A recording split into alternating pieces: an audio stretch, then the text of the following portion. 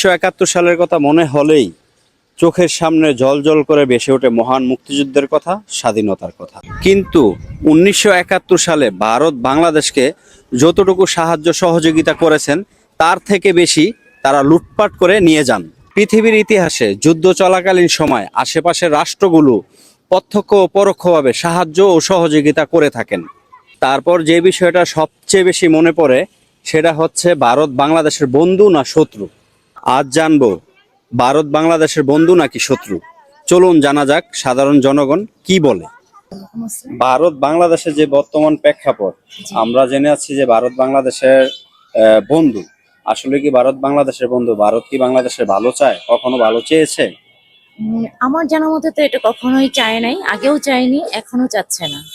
বর্তমান যে পরিস্থিতি সেটা হচ্ছে আমাদের কাছে মনে হচ্ছে যে তারা আমাদের বন্ধু কিভাবে হবে, কারণ বাংলাদেশে যখন প্রখর পড়ে তখন কিন্তু তারা তিস্তার বাঁধটা বন্ধ করে দেয়, আর বাংলাদেশে যখন বন্যা আসে তখন কিন্তু তারা তিস্তার বাঁধটা খুলে দেয়। এটাতে কি বোঝা যায়? এটাতে বোঝা যাচ্ছে যে তারা আমাদের ক্ষতি চাচ্ছে, কারণ আমরা তখন ডুবে যাচ্ছি। হ্যাঁ, বাট এখানে তো তারা যে আমাদের বন্ধু হতে পারবে এটা তো কখনোই সম্ভব না। আর এটা বাংলাদেশের নাগরিকও বুঝতে পারে যে বাংলাদেশের ভালোটা কখনো ইন্ডিয়া চাচ্ছে না। হ্যাঁ, আদৌ চাচ্ছে না, ভবিষ্যতেও চাবে না, এটাই ফাইনাল। ভারত কি আমাদের বন্ধু না শত্রু? ভারত শত্রু। ভারত শত্রু। স্বার্থ স্বার্থ হাসিলের জন্য আমাদের সাথে বন্ধুত্ব সম্পর্ক রাখছে। বিশেষ করে ওই মাদ্রাসা ছেলেগুলি, ওরা আমাদের মন্দির পাহারা দিচ্ছে। অনেকগুলি মন্দিরে ঘুরছে তো সব জায়গায় দেখছি যে আপনার ওই রাত জায়গা নিজেদের পয়সা খরচ করে উৎসাহ নিয়ে আমাদের সাথে রাত জাগছে, প্রশাসনের সাথে সময় দিচ্ছে, ভালো লাগছে আর কি। এই যে মন্দিরগুলা মুসলিম ছেলে ফেলেরা পাহারা দিছে, মাদ্রাসার ছাত্ররা পাহারা দিছে, আপনি এটা কোন চোখে দেখেন? খুবই ভালো। যে ভারতে মসজিদ ভাঙচুর হচ্ছে, মুসলমানদেরকে নিপীড়ন করা হচ্ছে, আসলে সেটা কি আসলে ঠিক নাকি অন্যায় হচ্ছে? অন্যায় হচ্ছে, অবশ্যই জুলুম হচ্ছে। হ্যাঁ, আছি। আমি একজন অবসরপ্রাপ্ত সেনা সদস্য। এই যুদ্ধের সময় আমাদের দেশে তাদের স্বার্থের জন্যই তারা সহযোগিতা করছে। ভারত বাংলাদেশের ভালো চায় নাকি খারাপ চায়? না, জীবনে ভারত বাংলাদেশের ভালো চায় না, এটা বহুত আগে থেকে এখনো চাই চলতেছে। আমাদের শত্রু বাংলাদেশের, আজীবন শত্রু থাকবে, জীবনে ভালো চায় না। আসলে ভালো একটা যুক্তি তুলে ধরছেন আপনি।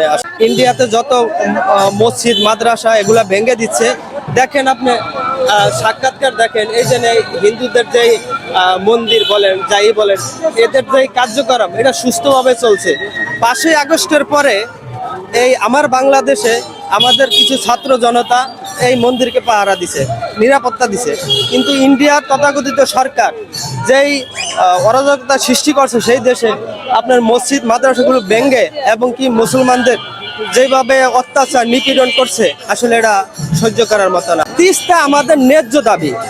এই তিস্তা নিয়ে ইন্ডিয়া অনেকবার আমাদের সাথে তালবাহানা করছে। তিস্তার বিষয়টা হলো আমাদের দেশে যখন বৃষ্টিতে ঝড় বৃষ্টিতে যখন তলিয়ে যায় তখন কিন্তু ইন্ডিয়া পানি ছাড়ে, আর যখন আমাদের পানির প্রয়োজন তখন ইন্ডিয়া সেটা আটকে দেয়। বিষয় হলো যে ইন্ডিয়ার বর্ডার নিয়ে বিএসএফ যেভাবে বাংলাদেশের মানুষকে হত্যা করছে এটা আসলে চিন্তার বাহিরে। ঠিক আছে, আমাদেরকে সবসময় ইন্ডিয়া চায় যে তাদের অধীনে আমাদেরকে শাসন করার জন্য, ঠিক আছে, শাসন করে আমাদেরকে চাপিয়ে রাখতে চায়। আরো বিস্তারিত জানতে অবসরপ্রাপ্ত মেজর MA জলিল সাহেবের অরক্ষিত স্বাধীনতাই পরাধীনতা এই বইটি পড়তে পারেন।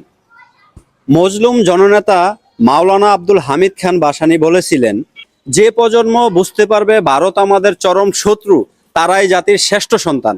মনে হচ্ছে 2024 সালের পর আমরাই সেই জাতির শ্রেষ্ঠ সন্তান। আজ এ পর্যন্তই, দেখা হবে পরবর্তীতে আবার নতুন কোনো ভিডিও নিয়ে। ভালো থাকবেন, সুস্থ থাকবেন, আল্লাহ হাফেজ।